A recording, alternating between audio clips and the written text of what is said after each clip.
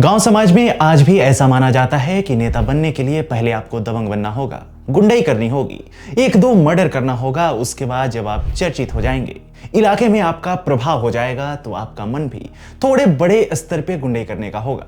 उसके बाद राजनीतिक पार्टियां अपनी स्वार्थ सिद्धि के उद्देश्य से थाली में सजाकर आपको टिकट दे देंगी और आप सांसद बन जाएंगे या विधायक बन जाएंगे और आप बड़े स्तर पर बकैती करने के लिए स्वतंत्र हो जाएंगे। भाजपा के वरिष्ठ नेता रमेश बिधूड़ी तो ऐसे बिल्कुल भी नहीं है, लेकिन संसद में आपत्तिजनक टिप्पणियों से लेकर दिल्ली की सड़कों को प्रियंका गांधी के गाल जैसे बनाने का वादा करने तक बिधूड़ी का नाम लगातार विवादों से जुड़ा रहा है। नमस्कार, मैं हूं आपके साथ अवनीश और आज की वीडियो में मैं आपको 3 बार विधायक और 2 बार सांसद रह चुके रमेश बिधूड़ी के अब तक के सबसे चर्चित कर्मकांडों से परिचित कराऊंगा।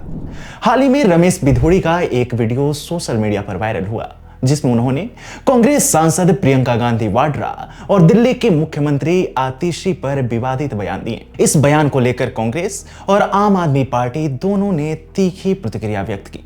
63 वर्षीय बिधूड़ी ने एक चुनावी सभा में कहा कि लालू यादव ने सड़कों को हेमा मालिनी के गालों जैसा बनाने का वादा किया था।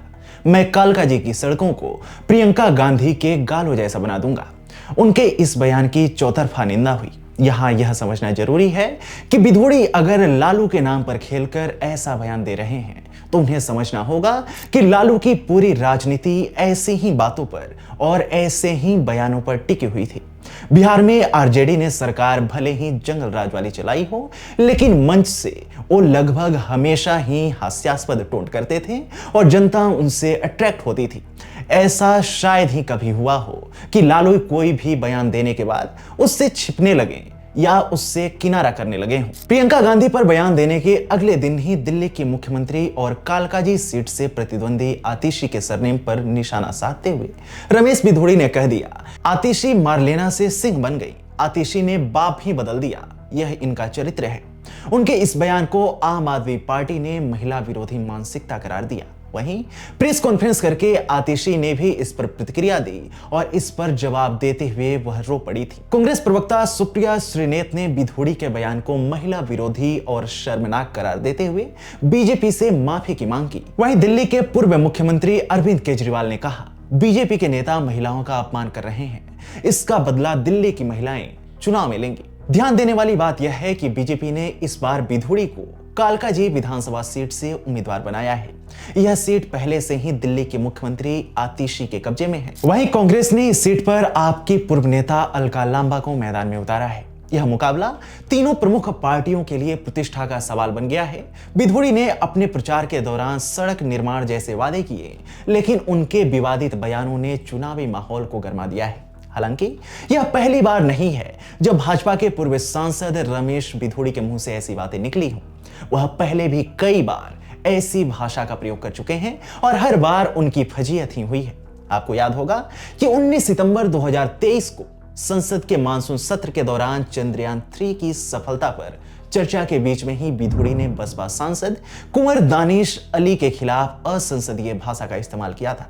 इस घटना की तीखी आलोचना हुई और सदन में भाजपा के वरिष्ठ नेता और केंद्रीय रक्षा मंत्री राजनाथ सिंह को खेद प्रकट कर माफी मांगनी पड़ी थी। हालांकि इस मामले में बीजेपी ने सिर्फ कारण बताओ नोटिस जारी किया और बिधूड़ी को किसी कड़ी कार्रवाई का सामना नहीं करना पड़ा था। आपको बता दें कि रमेश बिधूड़ी ने साल 2014 और 2019 में दक्षिणी दिल्ली लोकसभा सीट से चुनाव में जीत हासिल की। 2019 में उन्होंने आम आदमी पार्टी के राघव चड्ढा और कांग्रेस के उम्मीदवार और बॉक्सिंग चैंपियन विजेंद्र सिंह को हराया था। उससे पहले वह 3 बार तुगलकाबाद से दिल्ली विधानसभा के सदस्य रह चुके थे। लोकसभा चुनाव 2024 में उन्हें भाजपा की ओर से टिकट नहीं दिया गया। अब दिल्ली विधानसभा चुनाव 2025 में उन्हें पार्टी ने कालकाजी सीट से उम्मीदवार बनाया है। ये तो हाल फिलहाल की बात है, लेकिन बिधूड़ी और विवाद और भी पहले से चले आ रहे हैं। आपको जानकर आश्चर्य होगा कि लोकसभा चुनाव 2024 में पहली बार जीत हासिल कर संसद पहुंचने वाले रमेश बिधूड़ी पर साल 2015 में ही 4 महिला सांसदों ने उनके खिलाफ अभद्र भाषा के इस्तेमाल की शिकायत की थी। इसके अलावा साल 2017 में उन्होंने कांग्रेस नेता सोनिया गांधी के इतालवी मूल पर टिप्पणी करते हुए विवाद खड़ा किया था और बाद में उन्हें माफी मांगनी पड़ी थी। रमेश बिधूड़ी की राजनीतिक यात्रा जितनी लंबी रही है, उतनी ही विवादास्पद भी रही है। उनके बयानों ने एक बार फिर से उनके खोखलेपन को उजागर किया है। साथ ही भाजपा की ओर से अपने नेताओं के ऐसे बयानों पर किसी भी तरह की टिप्पणी नहीं करना और एक्शन नहीं लेना यह दर्शाता है कि पार्टी भी इस तरह की सड़क छाप राजनीति को बढ़ावा दे रही है।